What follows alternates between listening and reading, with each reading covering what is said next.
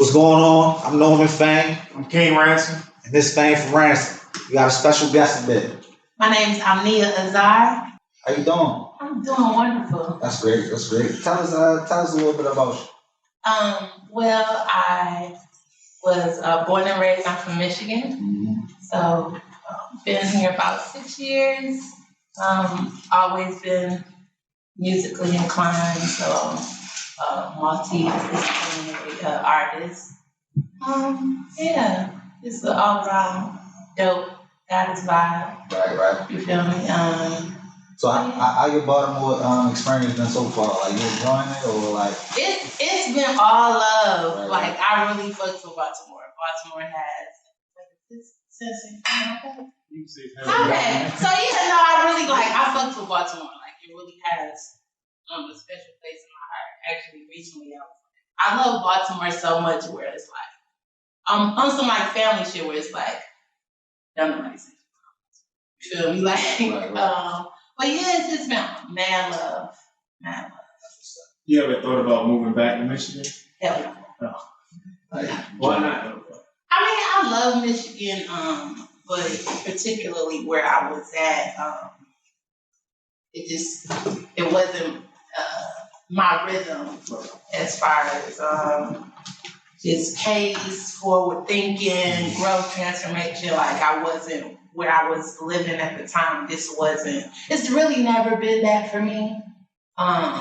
So it's just like Spirit. I always say Spirit led me here because I kind of like got an opportunity on some shit for real. Like be careful what you wish for, be careful what you ask for, or just words being powerful. Right. What you say like your experience made you the person you are today, as far as like in your music and just you as a person?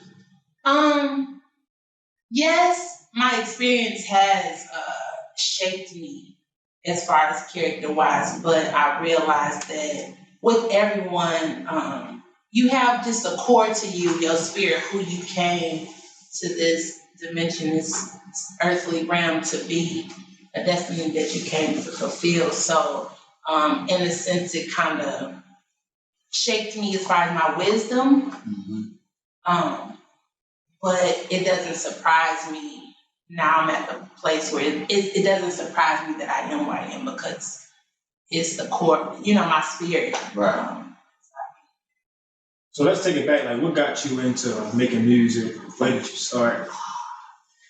I come from a family of just music, especially my father's side and to my mother's side, but I know more about the musical side as far as my father's side and my family. I started dancing young. It's always just been in me, even with it's in my nieces and nephews, how just the natural rhythm. But I started 3rd grade playing violin. In 5th grade, I started playing flute and oboe. And I played those up until high school.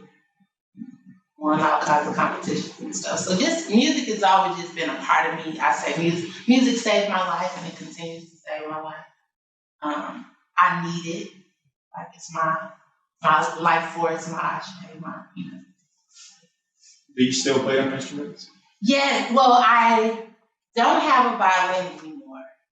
But I'm sure I can, knock the dust off. And recently, my bro encouraged me to kind of dust off the flute and oboe because I do have it here in Baltimore. So I played a couple of things. So, and it kind of let me know, like, okay, I still got it. You know what I'm saying? A whole lot. Right. You probably can incorporate it into some of your songs. Yes, actually, a lot of people, because I had put a video online on Facebook, and people were like, so if I don't see you playing one of these instruments at one of your sets, it's on me.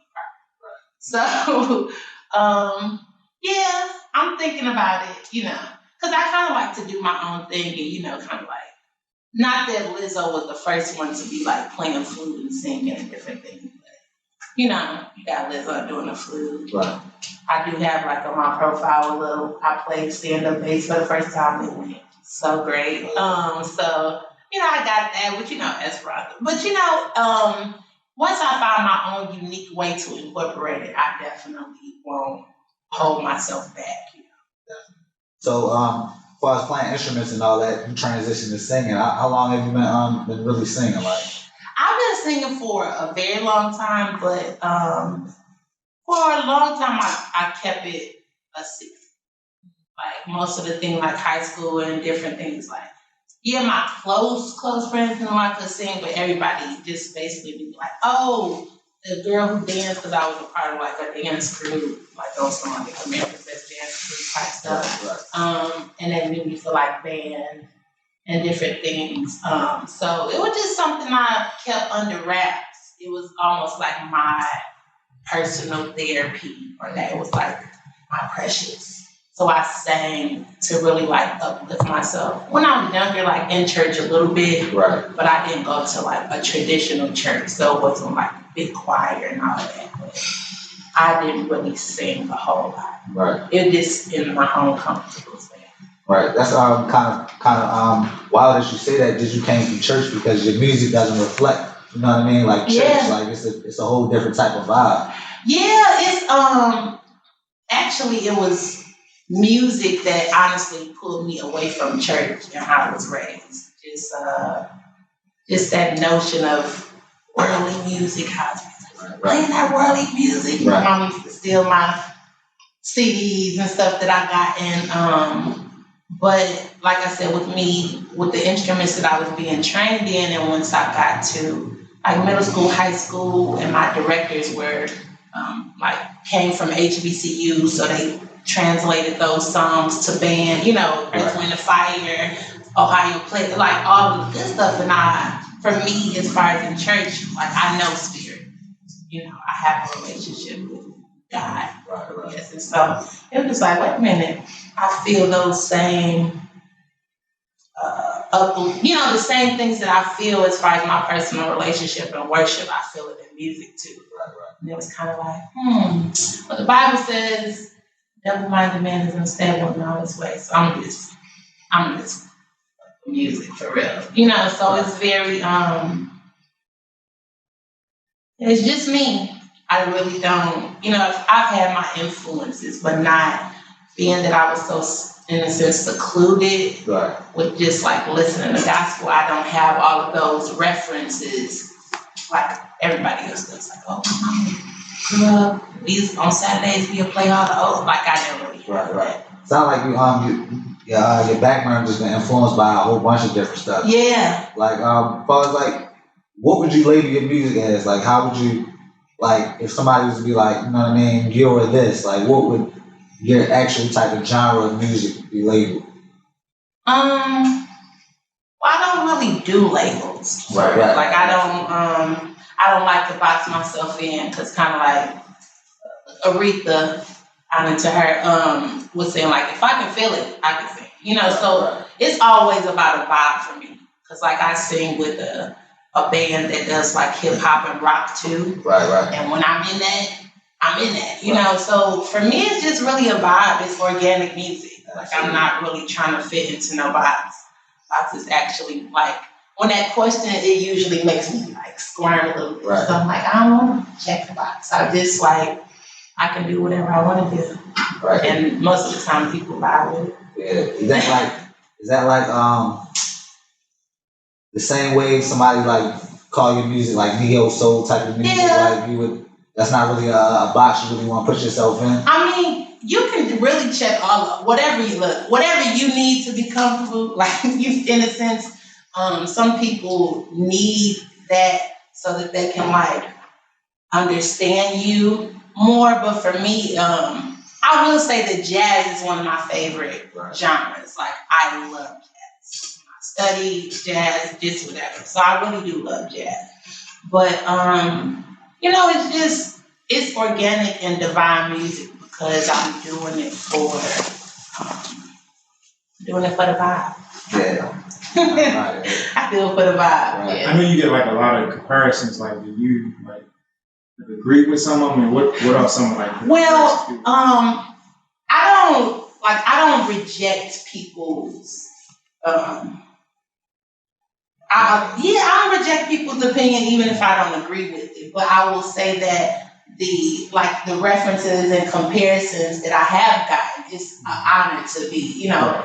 It's like in the same sentence. Yo, listen, and the number one, like a lot of people like, yo, give me that Erica Badu. I be like, yeah. That, you know, because that's mother for me. I be like, what? E? Right. Can't tell me nothing. But, you know, like I've gotten Macy Gray.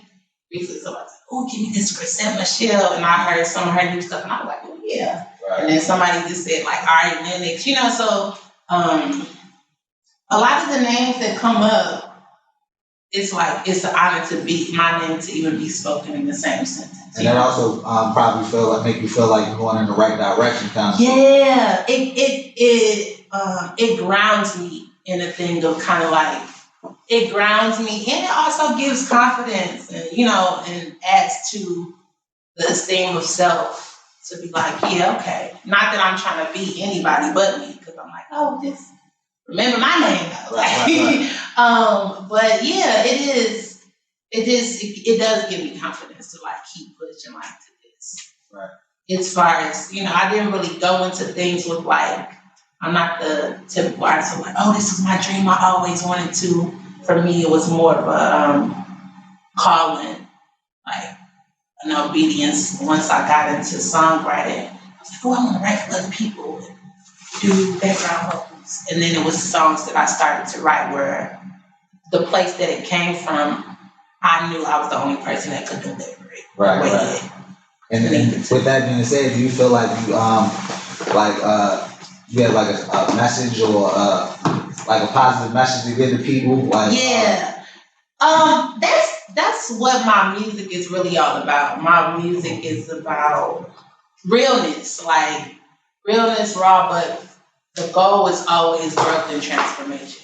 So, and then just dealing with the chakras or just different things, it's kind of like, it can be that, because I've had a song where I'm really talking about truth and me being the truth and just different things. So I'm like, oh, doesn't this sound like sexy? Like, right. And I'm like, that too. You know what I'm saying? Like, I don't omit, because sometimes a notion of kind of like toxic positivity. People be acting like it gotta be, like, no. Sometimes shit get real and fuck out of my face. And that's just life. You know and that's just life. It's the balance. Exactly. It's the balance. You know what I'm saying? They say struggle makes no progress, no struggle. Different things. Struggle makes character. So it's just about very much using myself in my own journey. Is that regardless of what you go through, like, you can grow through what you go through. You know what I'm saying? Like, can't nobody fuck with you for real if you fuck with you. Right. You know what I'm saying? Like, grind down, regardless of the like fucked up shit, like, you can get a lesson out of that to be, as I say, unfuckable. Right. You know? Like, you can use everything for your game. Like, and when you do that, that makes you unfuckable. Like, can't nobody really fuck with you for real. Like, oh, you fuck me over? That's your word? All right. Watch me. You're gonna pay for that. You feel me? So yeah. But like, your vibing, like, it's so like organic and classic. Like, how do you translate that to like the new age, like social media, as far as like promoting and marketing? So I've really been growing with that, because sometimes you do feel compelled to just like constantly like, oh, put out content. You know, you see people like Toby and Wickway, where he putting out some shit every Sunday. Right. And his goal is to put out something every Sunday for 10 years. Right. Damn.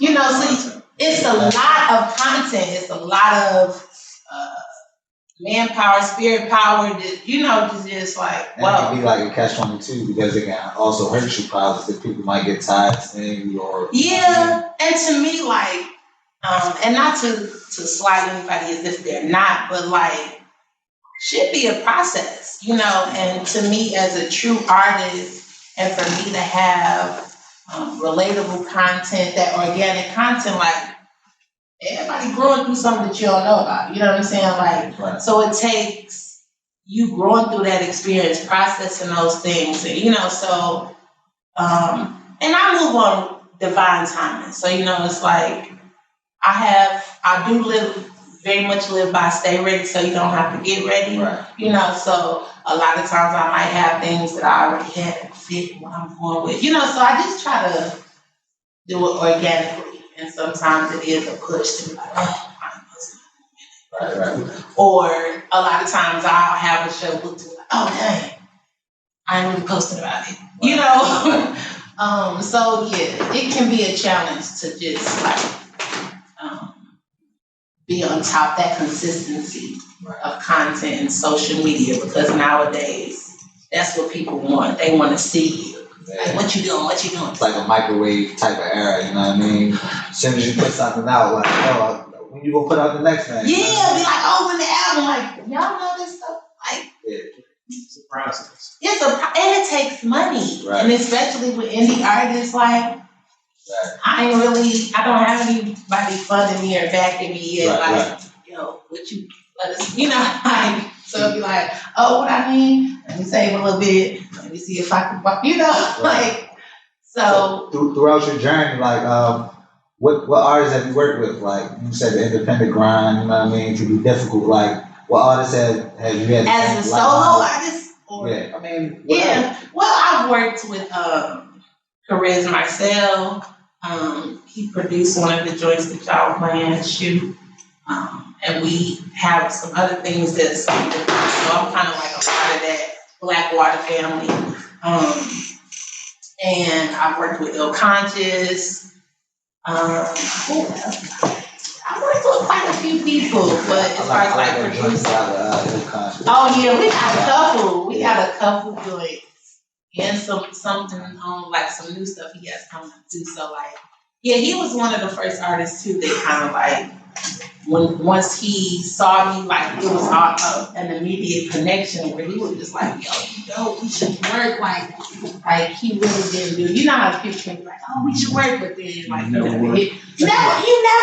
I'd be like, yo, I'm moving. I'm like here, you know. So he was one of the artists that was like, yo, I'm trying to work, and he like, yo, I got this, I got that. So I appreciate him even too, because as far as like me being visible around Baltimore, part of that came from me rocking with him. He was like, oh, you want to get on this stage? I worked with Sammy the Jawfish, out of our experience. Yeah, so I sing with them. I've done quite a few things. That's dope. That's dope. So, you have any like upcoming shows? Yes. Tomorrow, actually, I'll be at. Well, they combined this year the book festival in Light City. Mm-hmm. Right. So it's called Brilliant Baltimore. So I'll be there tomorrow at 7:30. Right. Hour 6. So I got some. 9. Yeah, Saturday, November 9th. I have that show, so that's what's coming up. Cool. Yeah. That's dope.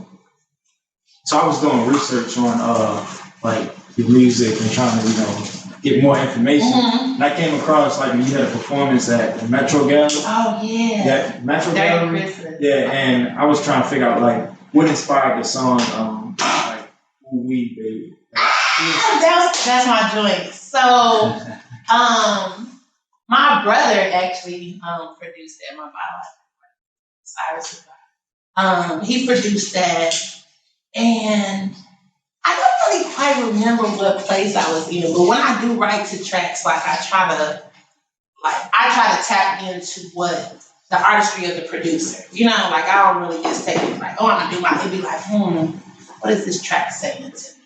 You know, and no doubt I was probably like maybe feeling somebody, or you know what I'm saying, like had my eye. You know, maybe I may have been in like a recent like. Kind of like just met somebody and just whatever, but yeah, I definitely envisioned the whole thing of just like a vibe where you meeting somebody, you see them like, and then the chemistry just like, so yeah, that was the inspiration behind that one. And I think I had just watched something like Martin, he was like, ooh, wait, so that was a part of that whole. I didn't even think of that. Like now that you said it, it's crazy. Yeah, and a lot of times when I'm performing that drink, that can be that kind of like the dialogue with the audience. I'd be like, you know, anybody have something that may be like, oh wait, you know? So yeah. And then I thought it was very dope too because Rhapsody on, not the last one she just put out, but something's wisdom, like somebody's wisdom. But she had a song called Wisdom. Alright. So what type of artists, like you mentioned Rhapsody, what artists like influence you? Like I or won't really say grew up on, you know what I mean? so I would say my biggest influence one was Erykah Badu, but being that, like I said, with that kind of like sheltering of music, my mom, she only allowed me to keep Lauryn Hill's Miseducation and India.Aries. Yeah. So it was like, and I really like begged her for that one because she was like, Mom, no, listen to this one. And I think I let her listen to Forgive Riverside. So I was like, being with church, I was like, Mom, listen, they saying, you hear the words? Right. And she like, oh, all right, you know. But yeah, I just really love good music that you can just really feel, and those were, you know, once I got out, I was able to, you know, listen to other people. I love D'Angelo. I love Raphael Sadiq. Tony. You know, so once I was able to hear those, I'm like, oh yeah. Right. You know, you know, understand them and everything. Yeah. Type of way. So it was like once I broke away from like those constraints of sect of Christianity that I grew up in, I was able to like, you know, go and do my research. And I'm still learning, like, because I do have a good ear, and I'm learning that a lot of people do Richard samples or just whatever. So I'm learning, like, oh wait, I heard that song. Somebody did. You know, so like in the maybe like 90 years, I think covered somebody made. Right. You know, so you should never stop learning anyway. So I'm just always just going and learning. But I think what has made me even dope is that like other people, like family, they just been like, you can tell it's organic because I don't have all of those references to everybody, you know. So I never really go into anything like, oh, give me this sound. It's like I'm trying to sound like me, but I want it to feel good. Right. You know. So you said you write a lot of your music. You have like a lot of inspiration from any special individuals, or like how does that work? Like songwriter, because that's where I connected at first. Like even when I was like, oh, I'm gonna do this. I'm gonna write for everybody. Right. So I love Brian Michael Cox. Right. I love Jonte Austin. I love Eric Roberson. But a lot of the writers that were like even on Music Soul Child stuff, like I was always a reader. Like I used to be in the library. Like the library was actually low-key like our babysitter because my mom's salon was not far, and so we would just stay. I was always in the library. Right. Always. I love books. I love books. So, but as far as like writing, even too, that's where I found it easiest to either dance or write. Right. You know, like as far as expression. So I've always loved clever writing. Where it's like, telling a story. I love stories, I love stories because it was so, even songs that tell stories and things where it's kind of like some, I can't even think of the word I'm trying to use right now, but just that thing where you kind of like leave something to the imagination, something that's creative where you could be talking about one thing, but it's really another, like double entendre type. Yeah, double entendre type stuff. One of my favorite songs is Womanopoly by Music Soul Child. And the way he wrote that, like for somebody to, or I don't know actually who wrote that, but the way they wrote it as if he's going around a Monopoly board and he's telling a story with each of the, like, so that was just like dope. So I love very much those notions. Do you feel like your religious background put any boundaries on your music? Yeah. I mean, it put boundaries on life. So aside from like being an artist too, I'm also a massage therapist and a legal practitioner and different things. So even learning like the way all of us were raised in the different guidelines of cultures and subcultures, especially in like our communities, they actually shape our neural and muscular pathways, So just personally as a woman, just my background, a lot of that stifling of just a woman being herself a goddess, sacred, her sensuality, sexuality. Male patriarchy is kind of like, oh, men can do what they want to do, and I'm good, and the woman gotta hurt me. So, but yeah, it did stifle. But honestly, I've always been fearless, and once I find and connect and there's passion there for whatever, like, I'm going and I really don't know what nobody could have to say. So I'm very much bold in the aspect. I'm a Leo, so it's like, I'm just a lioness out here. You feel me? You going to prey, taking over situations. Take it or leave it. Right. That's dope. Well, I appreciate you coming out. You know what I mean? Letting our audience know a little bit about you. Let people know if you have any upcoming projects and you know what I mean? I do. I have upcoming my debut album. Don't really have a release date, but I'm working sooner than later. It's called OIA. OIA is my initials, but it also is a play on whatever you thought I was, whoever you thought I was. OIA. So, So, got that coming up. I'm working on my first visual video for my latest single that's out right now called EQ. And that's produced by Stinky Face. But definitely look out for that because it's going to be high. Right, definitely. I definitely check it out. Give people your social media and where you can find you. Where we can find you. So you can find me on Instagram at Omnia Azar, OMNIAZAR. Facebook, you can find me Omnia Azar Music.